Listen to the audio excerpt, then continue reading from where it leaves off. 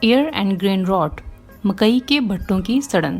مکئی کے بھٹوں کی سڑن کی ذمہ داری بہت ساری پھپھوندیوں پر ہوتی ہے جو فصل کی پیداوار، دانوں کی کوالٹی اور ان کی غذائی اہمیت کو کم کرتی ہیں۔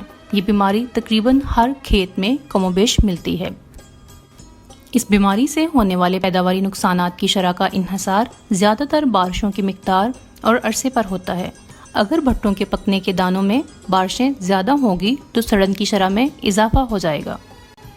اس کے علاوہ بھٹوں کے اندر سوراخ کرنے والے حشرات، کیڑے، سنڈیاں اور کمزور تنے والی اقسام کا بارش اور ہواؤں سے گر پڑنا بھی بھٹوں کی سڑن میں اضافہ کا باعث بنتے ہیں۔